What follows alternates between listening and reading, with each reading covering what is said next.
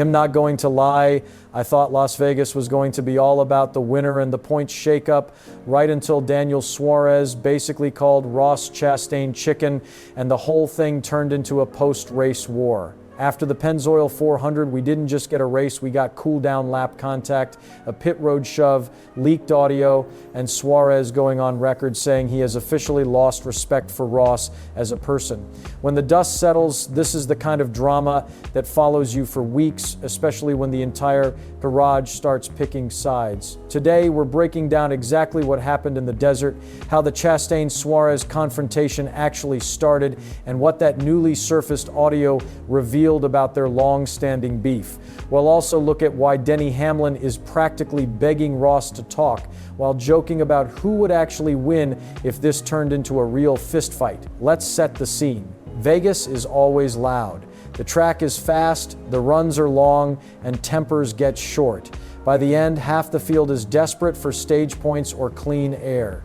Denny Hamlin ended up in victory lane, but the headline was immediately hijacked.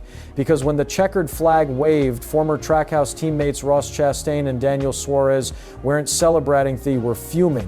What made this messy is that it wasn't just hard racing. According to reports, the two had contact on the cool-down lap. That matters. The cool-down lap is when drivers start to decompress, belts get loosened, focus drops, and you aren't expecting a message delivered via bumper. Suarez's main complaint wasn't even about the racing, it was about the timing. He called the hit super unacceptable, pointing out that drivers often have their belts completely open at that point. To Suarez, race contact is business, but cool-down lap contact is personal.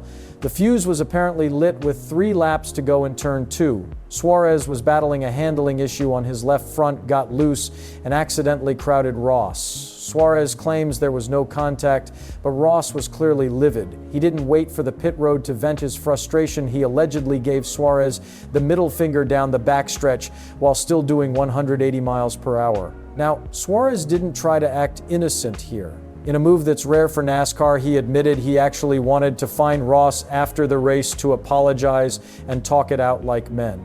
He thought they still had that teammate bond. Boy, was he wrong. The talk didn't stay a conversation for long. Video footage showed Chastain appearing to shove Suarez before officials stepped in. But here is the kicker. Suarez later revealed that it wasn't the physical shove that bothered him, was the words. He called Ross's comments chicken stuff, his words, not mine, and expressed deep disappointment. He admitted he thought about fighting right there on the concrete, but realized as a professional there was nothing to gain from a $50,000 fine and bad PR for his sponsors. The most brutal part? Suarez described their relationship as two-faced for a long time. This wasn't created in one lap at Vegas. This has been simmering since their days together at Trackhouse. Suarez even alluded to a house analogy where he felt the chemistry was gone and he was no longer a priority in the organization. Then came the gasoline on the fire, the leaked audio. This is the part that's going viral. The clip that surfaced didn't sound like two guys disagreeing about a corner. It sounded like a guy twisting the knife. In the audio, Chastain can reportedly be heard telling Suarez, "Get out of here, you got fired." If that's true, you can see why Suarez snapped. For a guy who clawed his way into NASCAR from another country and is constantly proving he belongs, that's not racing talk, that's career talk. It's a low blow aimed at the fact that Suarez had to move to Spire Motorsports while Ross kept the top-tier seat. Ross, meanwhile, has gone completely silent. When reporters approached him, his response was a simple, "Not a chance, boys." While silence can be a shield, in NASCAR it's also fuel. It allows everyone else to tell the story for you. Insiders are already pointing out that Suarez races the Trackhouse cars with a massive chip on his shoulder now. Trackhouse was his home, but the team moved on, promoted stars like Connor Zilisch, and Suarez had to find a new seat. The emotional math is simple. Suarez feels pushed out, Ross is still there, and the history is anything but clean. Denny Hamlin had the most interesting take on his actions detrimental podcast. He pointed out that Ross is leaving money on the table for the sport by staying silent.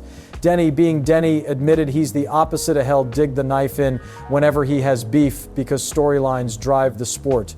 Hamlin even broke down the tale of the tape, joking about a real fight. He said that while Ross might land a lucky punch because he's scrappy, Suarez's pure size and strength would likely win out. When other drivers start analyzing your fights on podcasts, it's no longer a one-day headline, it's your identity in the garage. The latest news from the garage suggests that NASCAR is looking into the cool-down lap contact.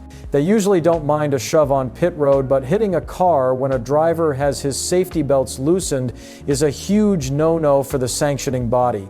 We might see some behavioral penalties announced later this week. As for the next race, keep your eyes on these two. If Vegas was the confirmation that this relationship is broken, the next encounter won't be pretty. Suarez is on a mission to prove he didn't get fired and that he's still a winner. I want to hear from you.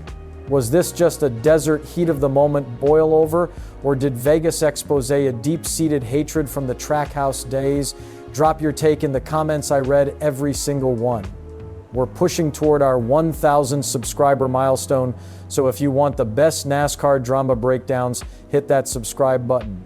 I am from NASCAR Track News, and I'll see you at the next green flag.